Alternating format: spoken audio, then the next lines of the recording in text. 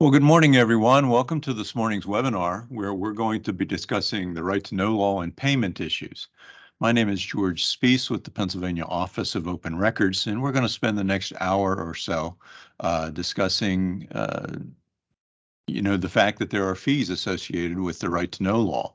That's interesting because this is it still surprises me how much of a misperception there is that people think, okay, the right to know law is a government program, so it must be free. No, in fact, there are fees associated with this law, and sometimes those fees can prove very useful dependent on the situation. But a couple preliminaries before we get started with the meat of the session here. First is that if you're familiar at all with these webinars, they are basically PowerPoint based with me talking in the background. All of the PowerPoints for our webinars are available on the Office of Open Records website under the Training tab. You're welcome to use them, whether it be for your own reference. Perhaps you have a colleague who couldn't make it this morning, so it would be helpful for them to review the PowerPoint. Or maybe you want to conduct your own localized training. Feel free to go ahead and use those as you see fit. The other thing you need to know is that this session is being recorded, and the recordings are also available. In a couple days, what will happen is the recording will get loaded as a YouTube video, and then a link to the YouTube will be available on the website as well under the Training tab. Again, same conditions apply. Use it for your own future reference. Maybe you have a coworker or colleague who couldn't attend this morning, and it would be useful for them to watch the video. Or again, if you need it for localized training, usually the most recent videos for all of our sessions are what's posted, but you can also get on the YouTube channel and find other videos from older sessions. Finally, let's talk about questions. With me working through this webinar, as an issue comes up, if you're curious about it, you can use the chat feature to type in your questions. I will do my best to answer the questions live, but I have two conditions that I'd like you to adhere to. First is, we're talking about the right to know law and payment issues, so let's stay on topic. And second, and probably more important, if you can keep your questions as succinct and as brief as possible, that proves helpful. Every so often, someone will get on and they'll type in a couple paragraphs. And honestly, it's just awkward for me to sit here and read through that in silence while everyone else is waiting patiently. If it looks like you've got a unique situation to your particular municipality or set of circumstances, or an unusually complex question, we'll do one of two things. We'll either wait until the end of the session and I'll come back to it and address it at that point, or we'll take the conversation offline. The phone number for the office is on the screen now, as well as the URL for our website. On the website, there are access to email accounts where you can submit your questions, and first, it'll go to one of our administrative staff who are very well versed on these laws and can usually help you out. But, if you stump them, we'll escalate it up to one of our senior staff members.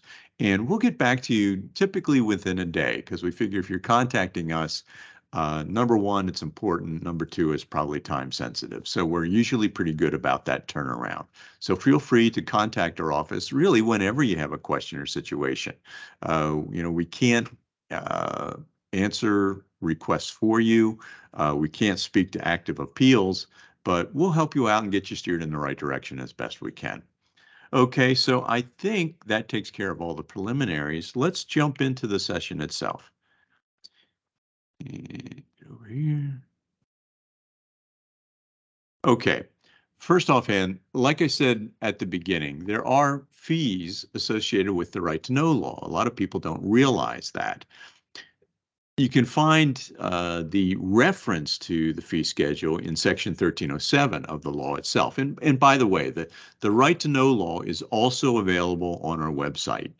It's not a difficult law to read. I mean, there are some sections where,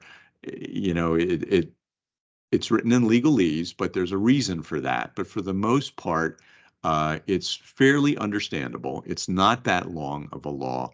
So I would suggest that, if you're really interested in this, go ahead and download the law from our website and give it a look. Now, the fee schedule per the statute is established by the Office of Open Records.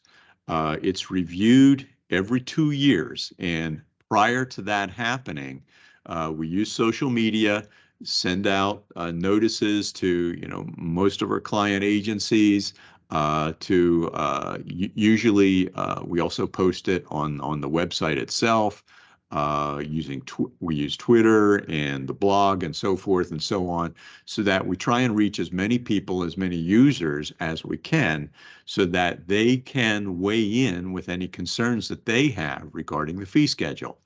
And I'm proud to say that we are responsive to that. The last round, which I think was 2 years ago, we actually lowered some fees and we raised a couple fees in response to concerns that were brought to our attention.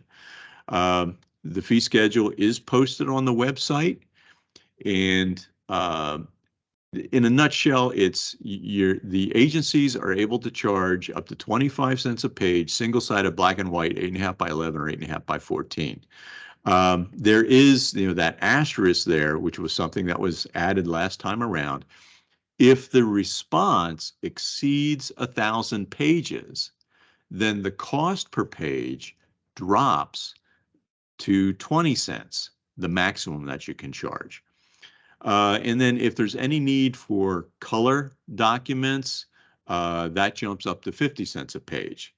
And then all other sizes are actual costs. So, if by chance you're looking at 11 by 17 or maybe a blueprint or whatever, the agency can charge whatever it costs them to reproduce the original document in the appropriate size. Okay. Now, down at the bottom, you see in red there, read the footnotes. Okay. And I'm going to emphasize this point as well, because if you look at the fee schedule, it's fairly simplistic, but there are always situations where either the fee schedule doesn't apply exactly as written, or there has been case law that explains how the agency can charge under specific sets of circumstances. So, I tell people, when you're trying to understand any law, make sure you read the footnotes whenever there's an explanation of it, and also go to the definition section. Right to know law is no different, and I think the fee schedule is a good example where, look at the fee schedule itself, but then go down to the footnotes, and that will help explain why you can or cannot charge under certain circumstances. Okay. And, there's not enough time to get into that today, although I will touch on some of the stuff that is explained with the footnotes. Okay, moving on. There's such a thing as pass-through costs, and this is where the law allows an agency to charge exactly what it's costing them. Okay, so a pass-through cost is an actual cost that can be, incurred, and then it can be documented, and then that exact cost can be done to the requester. The best example I can come up with is postage.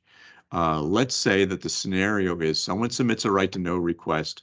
They're requesting hard copy records, and they want those records mailed to them.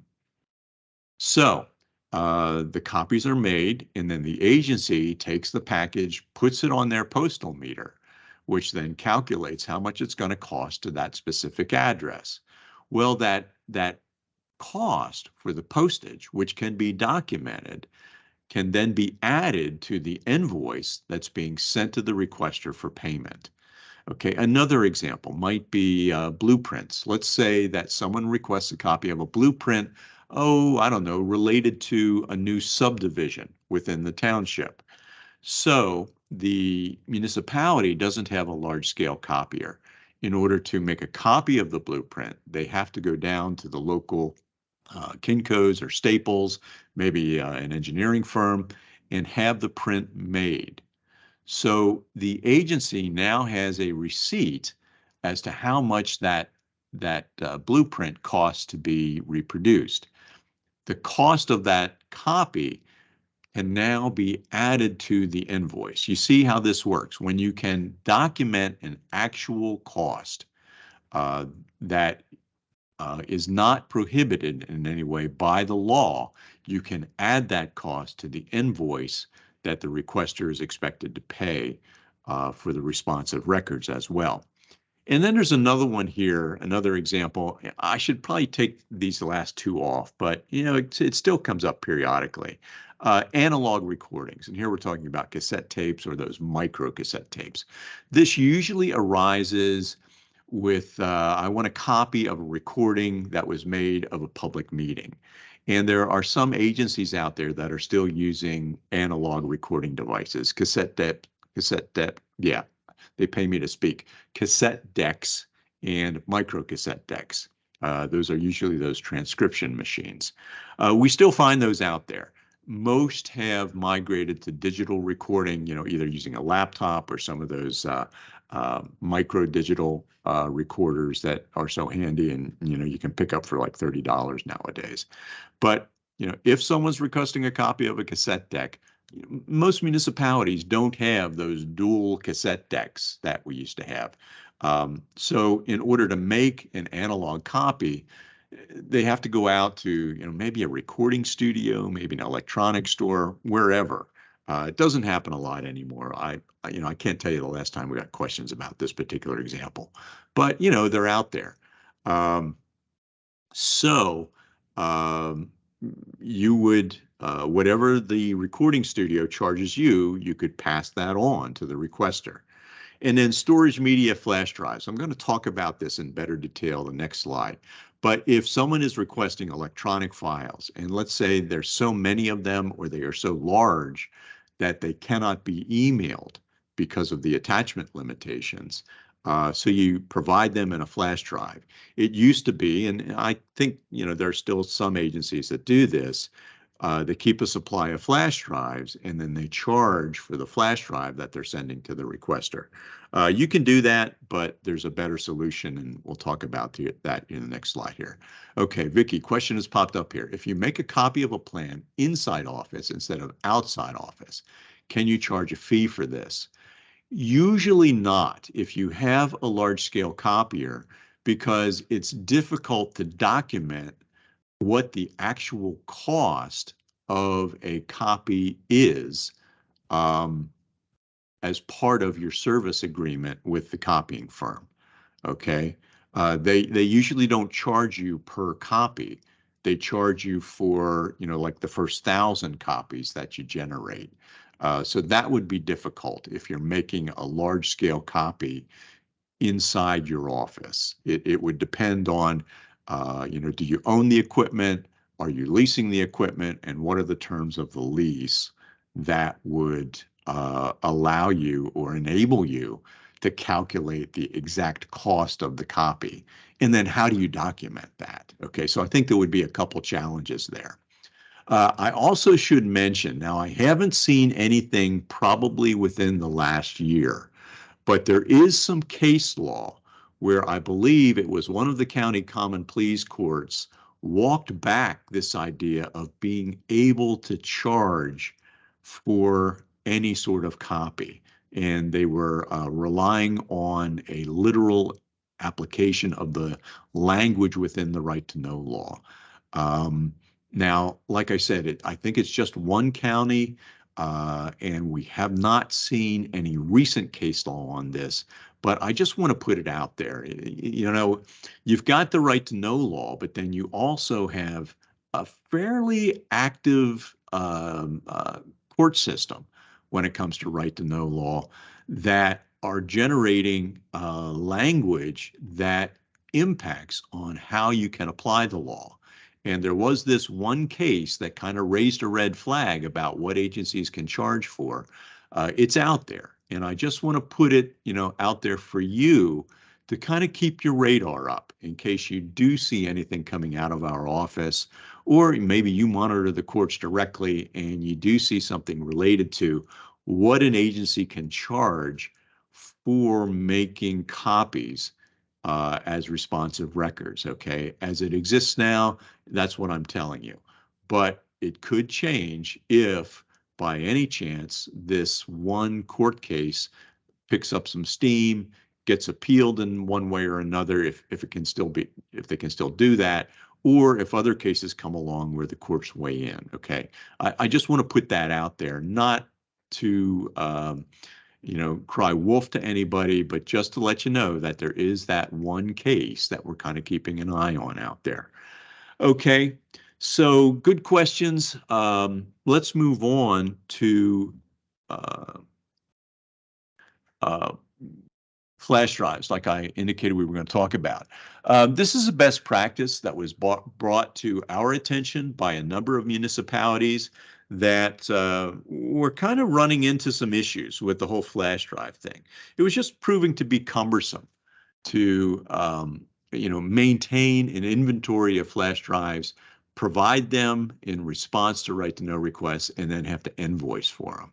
So what they did and what we recommend, and it's what our office does now, is when someone is requesting electronic records and they cannot be emailed, we request that they send us an unopened flash drive. And this is for two reasons.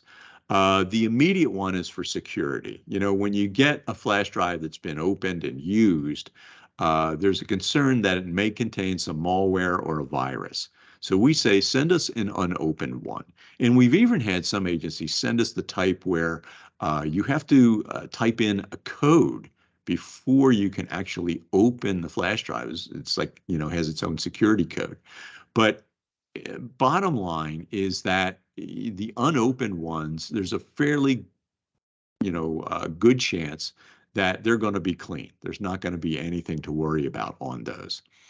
Then you take the files in question, copy them over to a laptop on your network, and then unplug the laptop from the network before you plug in the flash drive. Okay, so then if there's any fear of something bad on the flash drive, the virus software on the laptop usually picks it up, and there's no fear of it infecting the network because it's been unplugged. So you copy the files over, pull out the flash drive and mail it back to the requester. Because they sent you the flash drive, there's no need to invoice them because, number one, there's electronic files and there's no charge for electronic files under most circumstances. And number two, you're not the one who paid for the flash drive, the requester is. So it kind of works out best for everybody. The computer security guys are happy. And, the people who are copying the files are happy because they don't have to worry about any invoicing right now, which, that's time and that's administrative expense. So it just works out best for everybody there. It's not in the law, but it's something that we recommend that you consider. Okay, moving on. Let's talk about things that you cannot charge for under the right-to-know law. First and foremost is employee labor. This comes up fairly often. Why can't we charge for the time that we're putting into responding to right-to-know requests? You can't. It's just considered the cost of the government doing day-to-day business. You can't charge an hourly fee or any sort of fixed fee. And this law is 13 years old now. And it still surprises me every now and then we're reviewing websites or we get a phone call. Hey, this municipality is trying to charge me for their labor, but can they do that? The answer is no, they cannot. Okay, you cannot charge for legal review, whether it's your in-house solicitor or some form of outside counsel. Again, it's considered the cost of doing business under the right-to-know law. Now, I'll go off script here a little bit and say there are some agencies where, as a matter of practice, every right-to-know request gets sent to their solicitor. I don't understand why they do that. You know, you have right to know officers, you have administrators who are familiar with the right to know law. Some requests are for records that are clearly public by nature and readily available. Why do you need your attorney to review these and in turn add that to their monthly fee? It makes no sense from my perspective. And it's kind of a way for right to know officers to abrogate their responsibilities. So, you know, if you don't need to send something to council for review, you could end up saving your municipality quite a bit of money by allowing the right to know officer to do their job, particularly when it comes to records that are clearly public in nature. Okay, you cannot charge a right to know processing fee. Again, we still see this. And then there are agencies who attempt to charge a redaction fee on top of anything that they're charging for providing the records. There are instances where you can charge for redaction, but they're limited. And typically, you cannot charge a set fee if you have to redact information. And just for the good of the order here, a redaction is where you've determined that the record is public in nature, but there's some piece of data on that record that is confidential. It could be, you know, a social security number, or maybe a personal email address, or maybe a home phone number, something like that. Okay, so you've got to black that out in some way, and under most circumstances, you know, you cannot charge a fee for the act of redacting. Scanning fees, you know, this we don't see this as much as we used to, but you know, someone would call the office and they'd say, look, you know, I go through the same exercise to scan a record in as I do to make a copy. It's the same wear and tear on our copying machine. Why can't we charge a fee for scanning? Well, you know, under the law, you can't. The law is fairly clear. And the other thing that I want to emphasize is that under most circumstances, you probably do not have to scan.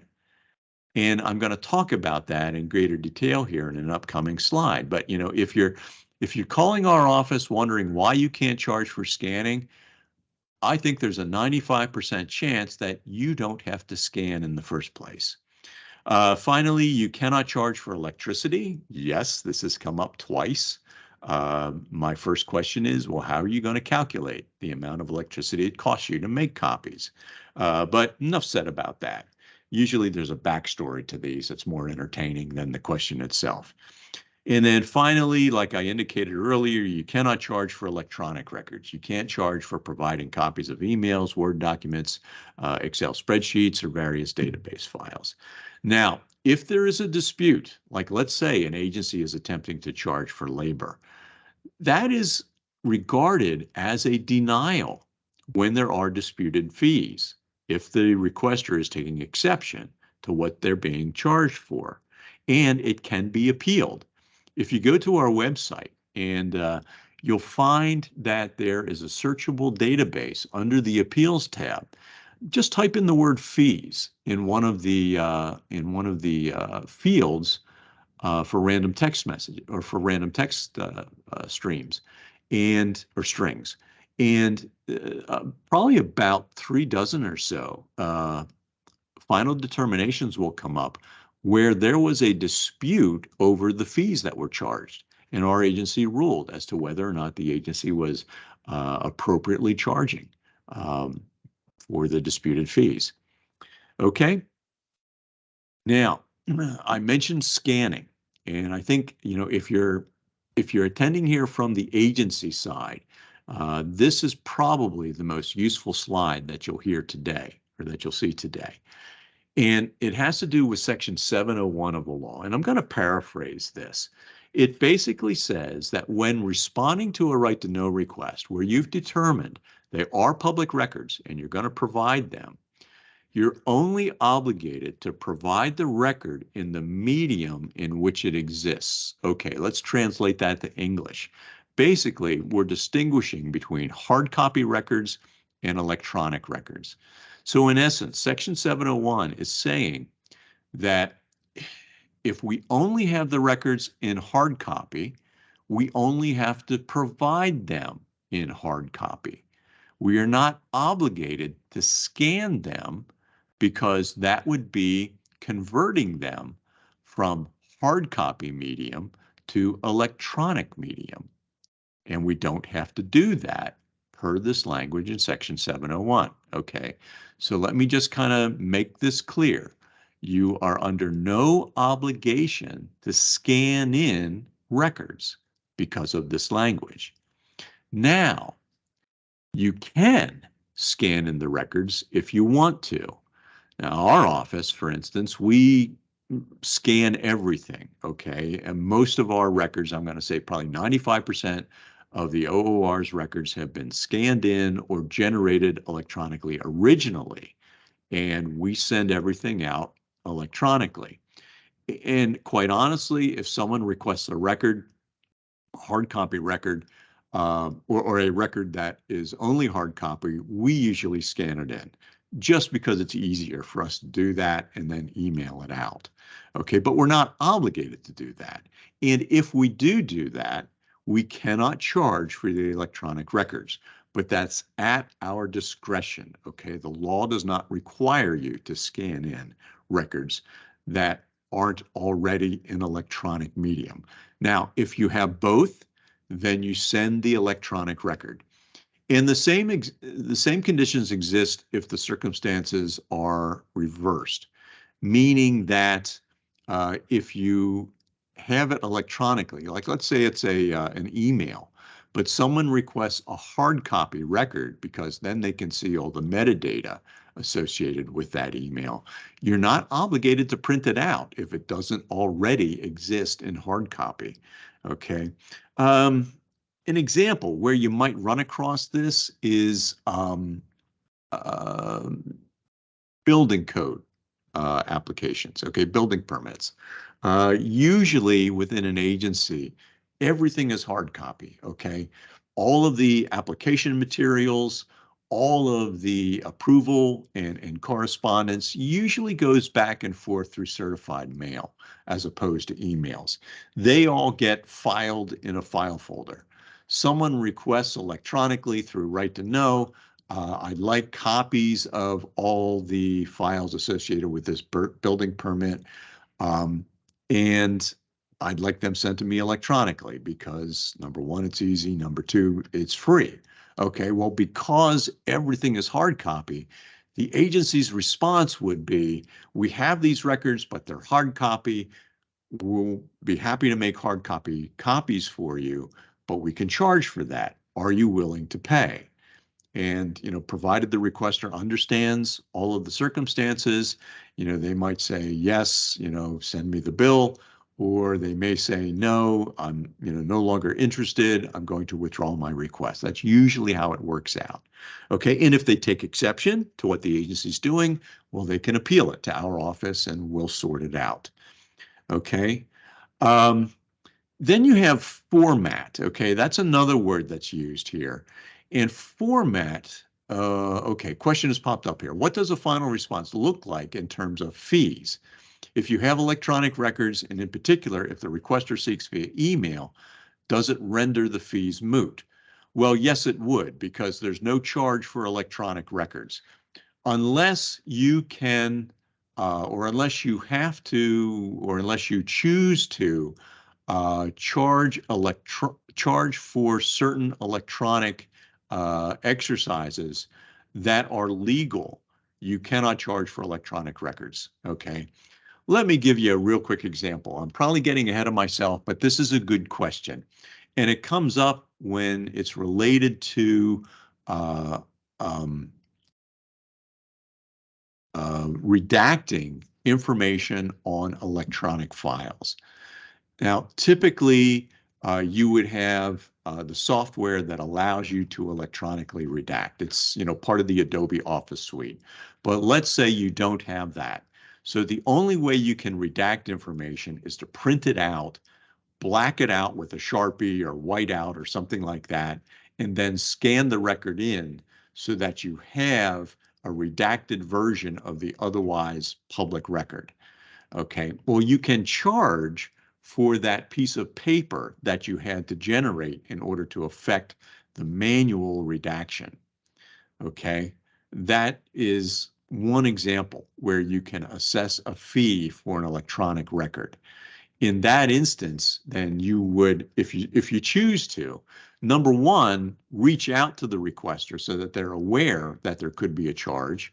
And number two, you can then add that fee to the invoice if you choose to do so.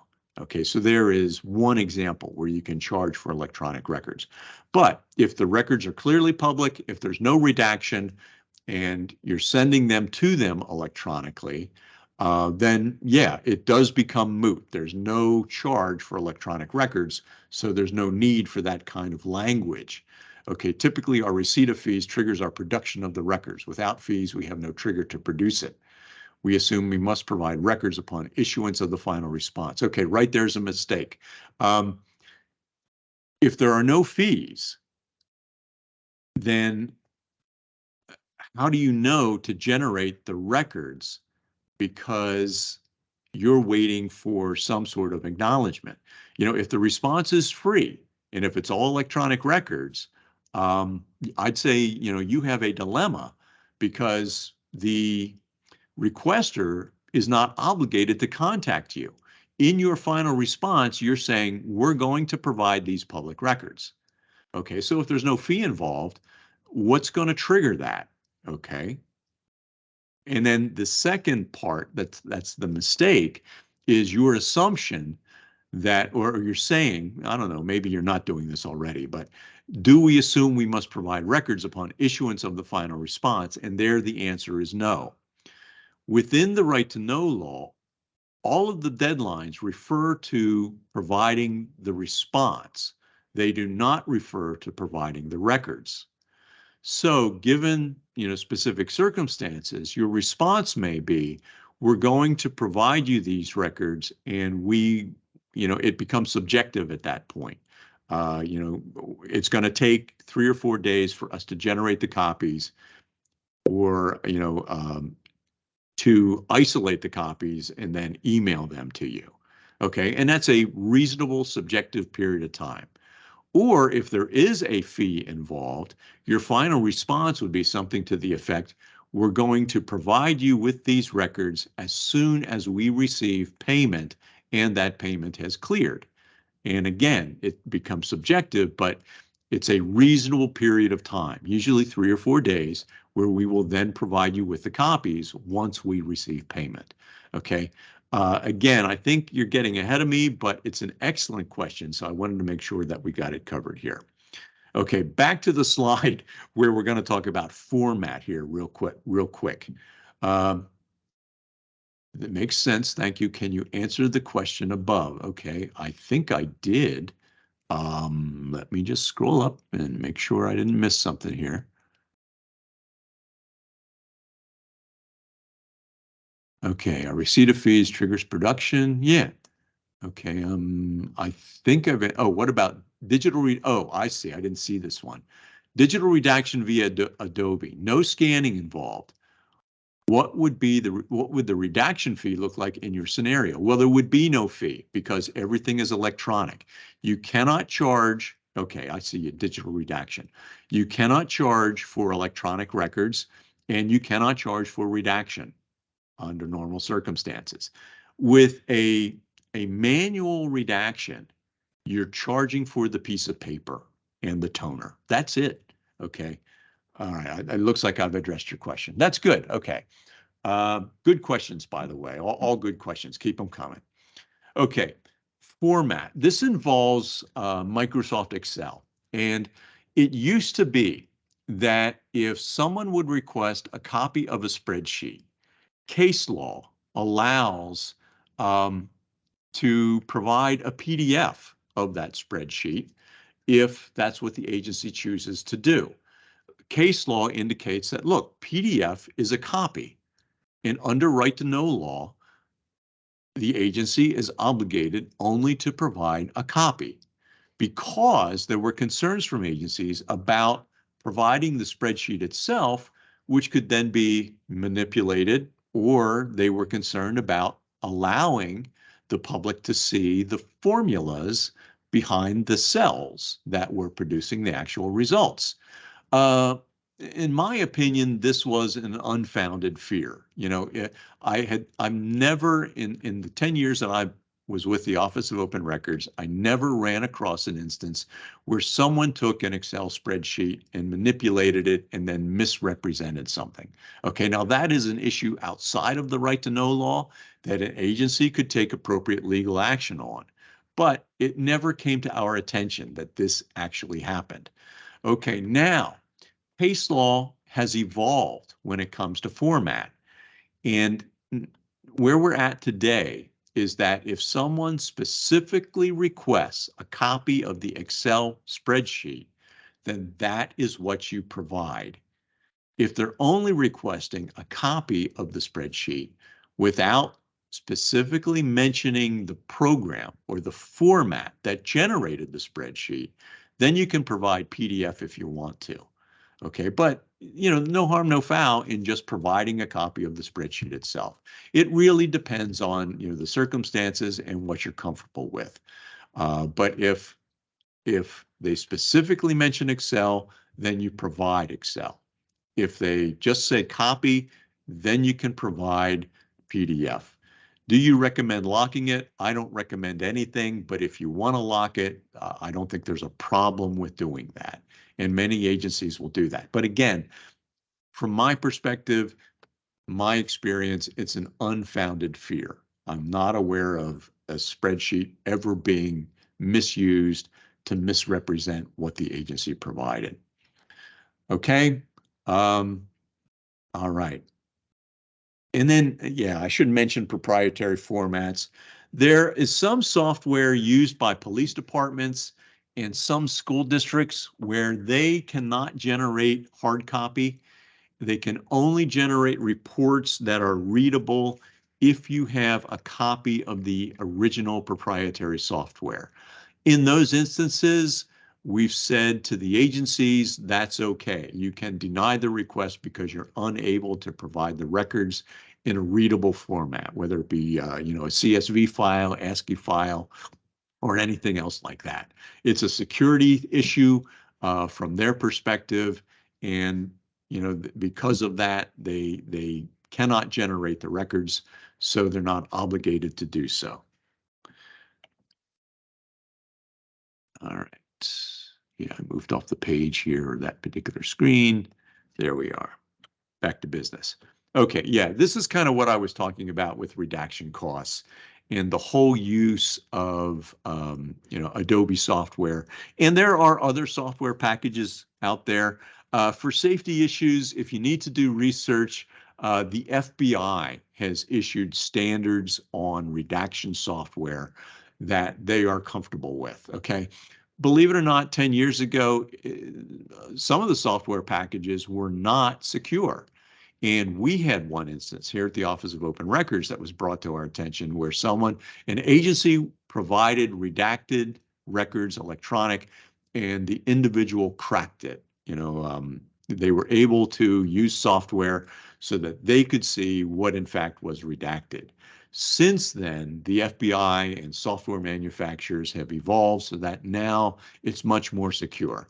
But if there are questions about whether or not, for instance, don't use Word and a blackout feature on Microsoft Word because you can reverse that fairly easy. There's also a concern about manual redactions where you use a Sharpie and you hold the piece of paper up to the light and you can see exactly what was redacted, okay? So that's why we recommend using the Adobe Office Suite, but there are other packages out there. I'm not endorsing Adobe, I'm just saying, it works. So if you have it, that's how you should go about your redactions, okay? And I think everything I said, yeah, I should mention, yeah, redactions are in effect denials. And when you redact something, you're basically saying to the public, you can't see it. Okay, so they can appeal that. And we have dealt with redactions on appeal. Probably, I think it's 4 years going back now. Pennsylvania Department of Health and the whole medical marijuana issues. The big case that came out of that whole issue involved redactions. and whether or not the Department of Health acted appropriately in allowing certain redactions on records that were provided to the public. And the court said, no, you have to go back and revisit this. So it can be appealed, and our agency has ruled on that. Again, go to our financial determinations database and just do a search on the term redactions. And a lot of cases will come up that will explain, how our office and how the courts have evolved when it comes to this particular issue. All right, charging fees. All right, again, we got ahead of ourselves, but good questions. So I want to make sure we address them right then and there. But I want to talk about that in greater detail right now. The right to know law does not address the actual process for charging fees, okay? It basically says all applicable fees shall be paid in order to receive access to the records requested. Okay, well, first thing that jumps out there is that records are provided upon payment, meaning that if push comes to shove, now the ideal situation is that there's a mutual exchange, okay? I hand you the check, you hand me the records. But if push comes to shove, you can say, we will not provide you with the records until we receive payment. And that payment clears if it happens to be, a check or some sort of electronic transaction. Okay. And then we have what's known as prepayment. And this is detailed in Section 901 of the law. But let's say the agency gets a right to know request and they do a quick assessment and realize this response is really big. And for us to generate all these copies, the fee that we're going to charge will exceed $100. At that point, you can charge, you can demand an estimate of the entire payment before you begin generating copies. You can say, our response is going to exceed $100. Under the law now, we're going to demand what I call a security deposit. Okay, this is built into the law to make sure that the agency doesn't generate all these copies and then get stiffed with non-payment. So they're going to say, send us a prepayment for the estimated cost, and then we'll settle up on the exact cost when we've got that figure nailed down, once we've generated all the copies. Okay. Now, like I indicated earlier, all of the deadlines in the right to know law deal with either the preliminary response or the final response. The deadlines do not refer to the actual provision of copies. Okay, and again, this is a common misunderstanding because someone will call the office. Hey, we got this request. There's no way we can provide these records in 5 business days, or there's no way we can even do it within the 30 calendar days. Well, that doesn't matter, okay, because your obligation is to provide a response. We're either denying or granting your request. That's the response. And then the copies are provided within a reasonable time frame. And that can involve, the payment side of this and the payment clearing. So your response would be, let's say you're granting the request. Your response is, we are granting your request. We're going to provide you with the records. Please send us payment. And once that payment clears, we will, mail, or in some instances, email the responsive records to you. Okay, and that is consistent with the law. Okay, so you're like I said, you're perfectly within your legal rights as long as your responses fall within the appropriate deadlines, which are the 5 business days and the 30 calendar days. And if you want to become familiar with that, sit in on our webinar where we're talking about the basics of the right to know law. Okay. Now, record discard. I'm not going to go into too great a detail on this slide because it just hasn't come up that often lately. But Section 905 allows an agency to discard records that they have set aside for a requester if that requester fails to provide payment or fails to come in and pick up the records. Okay, but here's the part that is most important when it comes to this.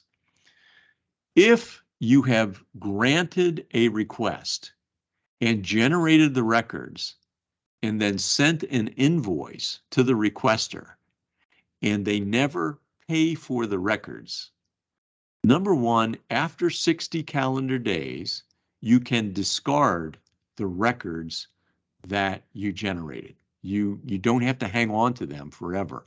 After 60 days, you can recycle them, you can shred them, you can do whatever it is that you need to do.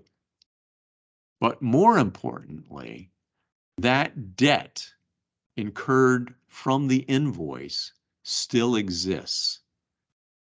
And the right to know law does not speak to collection activity. And you do whatever it is you do to collect outstanding debts. However,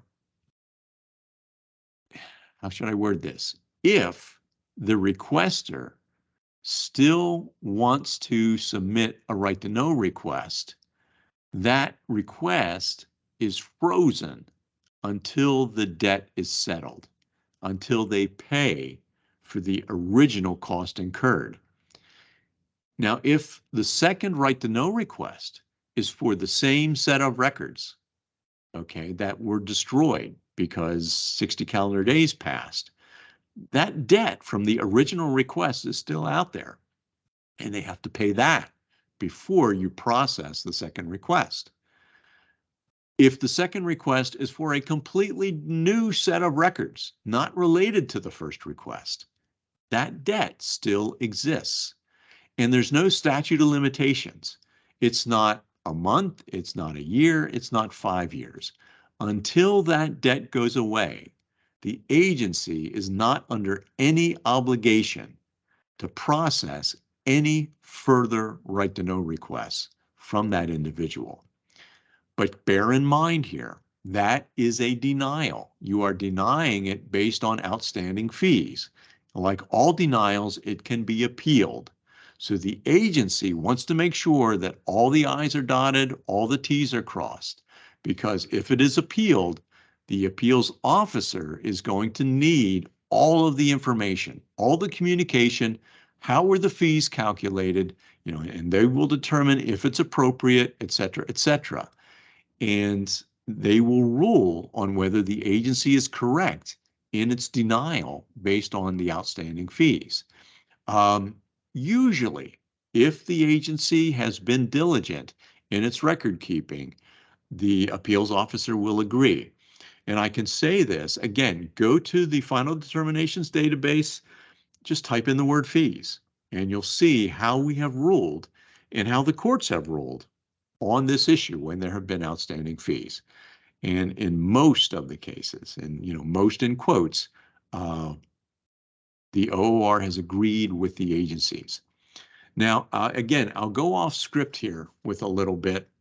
The majority of right to know requests are submitted by citizens, residents who have a legitimate need for records.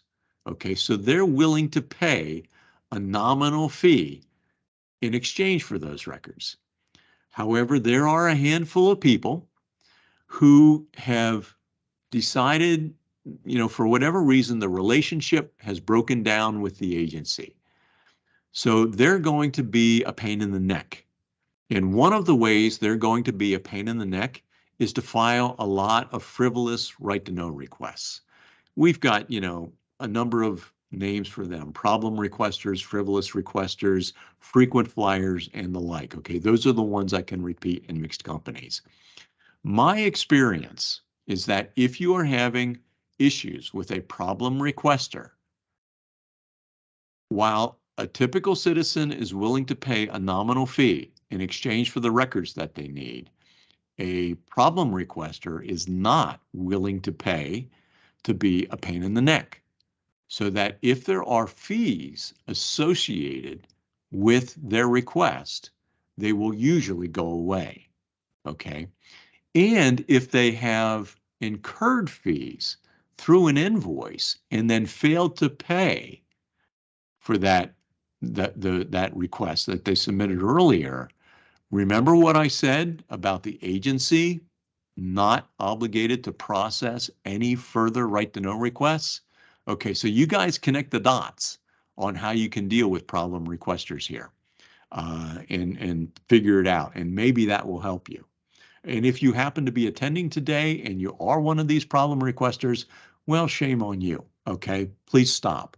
All right, so that's how we address the whole issue of outstanding fees, how you can charge for right to know, and the dynamics that come into play when someone has failed to provide payment. Okay, so moving on. I've kind of alluded to this, but the whole no surprises statement, okay? There is nothing in the right to know law that prevents an agency from reaching out to a requester and having a conversation, whether it be you pick up the phone or you send an email in response to a request. You know, sometimes it's just not clear as to what the person is asking for. And the agency is in the best position to shed some light on the situation and help out the requester to find the records that they need. Usually when someone submits a right to know request, they have a problem, okay? And the agency can work together with them to solve that problem. By the same token, requesters can communicate with agencies, okay, if they're not absolutely sure how the process works or whether or not the agency even has these records before they file a right to know request, or maybe in concert with filing the right to know request, they can call the agency and speak to the right to know officer and say, hey, is it possible you can help me out with these records that I need? Okay. A lot of times the right to know officer is the person in the best position to identify the records and where they're at. Sometimes, you know, I ran into one situation where an individual was having some tax problems with the IRS, and the IRS was saying, well, you need these records from the local municipality. But the requester had no idea what the specific records were. So they submitted a right to know request asking for everything in the kitchen sink. The right to know officer called and said, look, you know, do I even have to respond to this? I have no idea what the person is asking for specifically. And, you know, how should I respond to this? Well, our first thing was say, why don't you just talk to the requester and see if you can't help them out? And sure enough, it was a commonly requested record that the right to know officer knew exactly where it was. And it was like, I can have that to you this afternoon. Problem solved for everybody. And it just represented good, responsive government. So there, like I said, there is nothing in the right to know law that prevents you from having a conversation with each other. Another thing that we see, and we actually recommend, is the requester can put on their request, look, if this is going to exceed, you know, X number of dollars, let's say $10, call me, okay, before you begin doing anything. Because, you know, maybe they are a professional employee and that's all their budget allows. Or maybe, you know, they're just not willing to pay more than $10. Or if they have to, they want to know exactly what they're paying for. And it's exactly what they're asking for. You know, because occasionally agencies will use, and again, shame on agencies, they will throw everything and the kitchen sink back to a requester and then charge them an outrageous fee for all the copies. Okay, don't do that. Okay, please don't do that. Rather, have the conversation, work it out, and just provide the records that are being asked for a you know, a reasonable fee. Okay, so have that conversation, talk to each other. All right, we're kind of getting into the end of the presentation here. This comes up every now and then, Certified Records Section 1307C of the Right to Know law. Usually this happens when a requester is dealing with some litigation, some court actions, and they need records, and those records need to be certified before they're admitted into the court or before the court. Okay, well, the law allows an agency to charge $5 per certification, but the certification all you're doing, all the agency is doing is attesting that the records we are providing are true and correct copies of the originals, meaning they have not been altered in any way. Okay, you are not attesting to the provenance of those records, similar to like a police department chain of custody certification.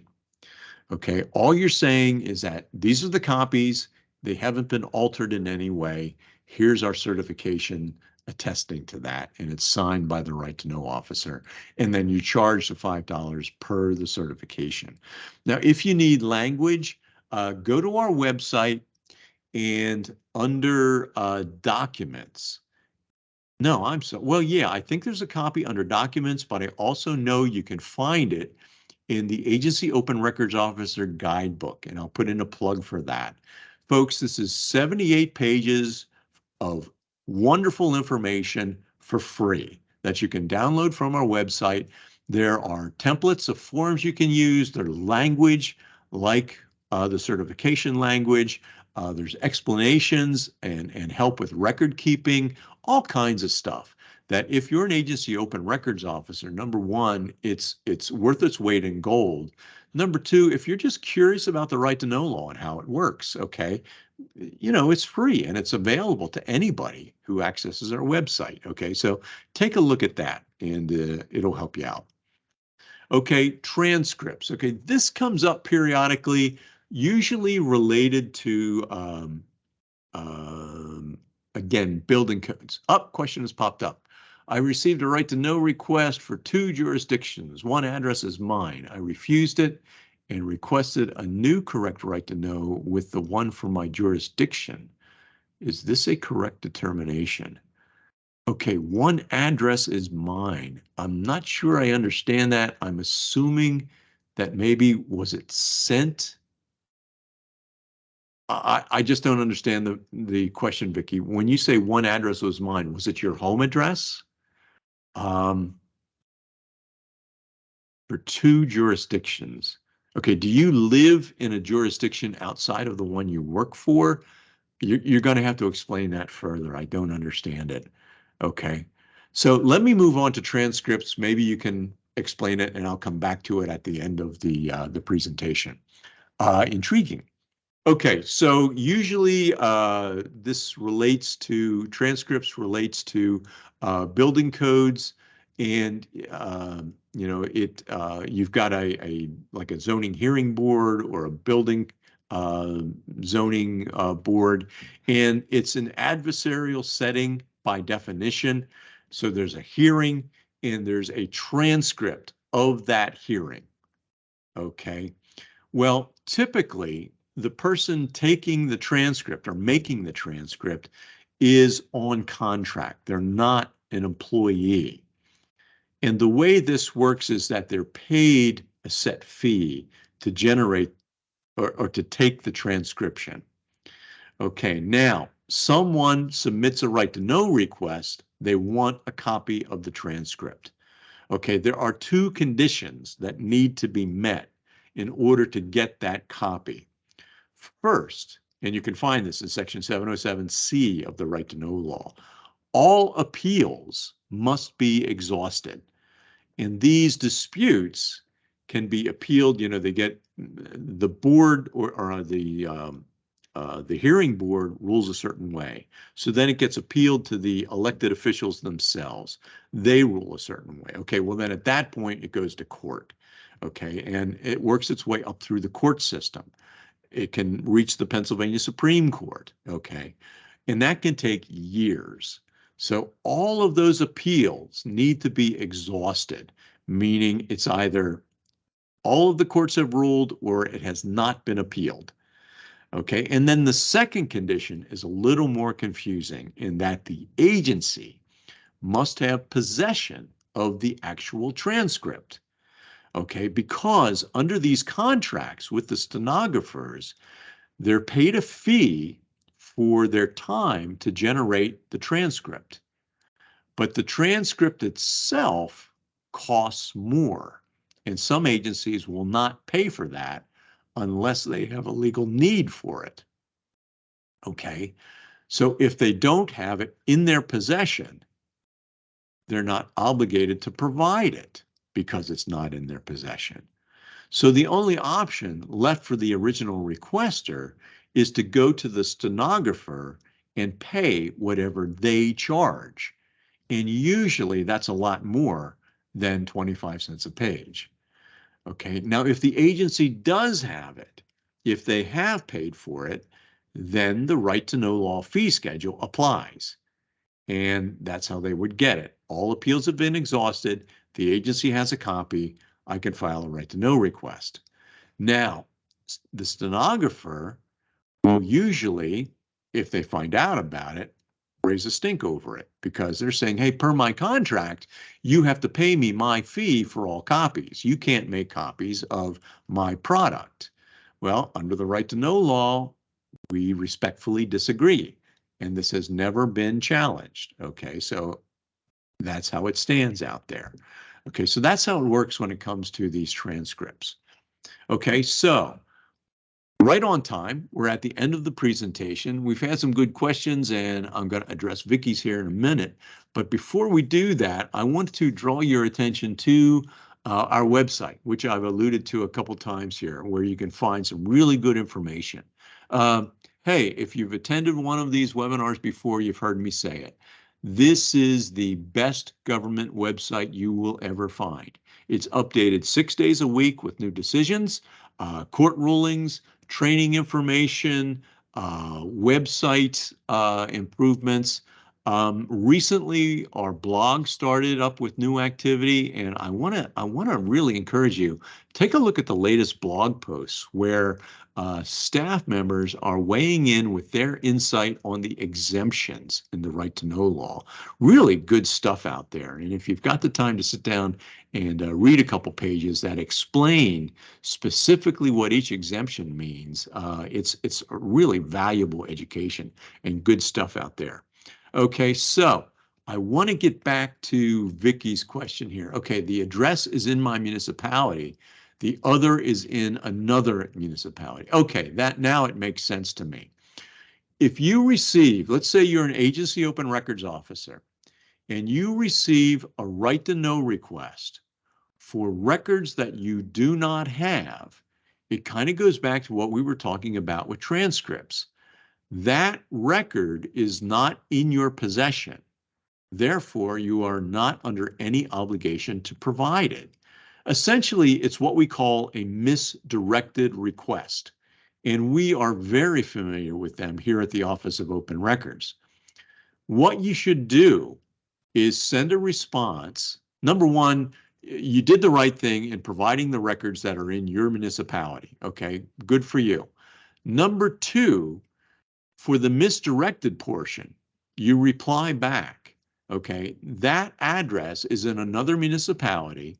We don't have those records. You'll need to contact the other municipality directly, and perhaps you can provide their contact information since they are a neighboring municipality. Okay, and that's a good response. And then what we do is provide some language that says, if you interpret this response as a denial, here are your appeal rights.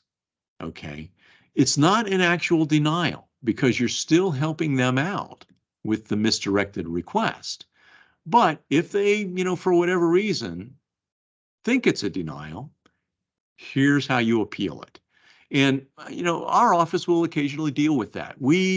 Last count, I think we're on count for somewhere between 1,300 and 1,400 right to know requests this year. The greater majority of them are misdirected. Okay, people see right to know and they think, well, I can get any record from the state right to know office, and we all know that's not true. So we send out a denial, and occasionally people will appeal those misdirected denials. Okay, and again, you can search through our database and see how we respond to those. It's like, we don't have your records, and we tried to help you out, but tough. Okay, so we include that language in all of our responses. If you interpret this as a denial, Here are your appeal rights. Okay, Vicki, looks like I've answered your question. Again, that's a good one because it's surprising how often that comes up. And it's in the right to know law. It's like if you receive a misdirected request, you're still under an obligation to respond. You can't just ignore it. Okay, you have to respond back and say, we don't have the record. And then you can add to it, but we think this agency does. And here's their contact information. You have to contact them and start over. Okay, so, and also I should mention what we will do if we do have the contact information for that other municipality, we will copy them on our response so that they know a request is coming. And a lot of times they'll simply deal with it informally. They say, hey, we got a copy of the email. We have those records. Here they are. And they take care of it. Again, good government responsiveness, which, you know, at the end of the day can probably save you a lot of time and a lot of paperwork. And, you know, there's nothing wrong with that. Okay, so I want to thank you for your participation here today. The next webinar will be in 3 weeks because in 2 weeks I'm going to be on vacation and I just don't feel like doing a webinar from the beach. But we'll be back in 3 weeks with our next webinar. We look forward to seeing you then. In the meantime, get out there and enjoy this wonderful spring weather and take it easy, folks. Take care. Bye-bye.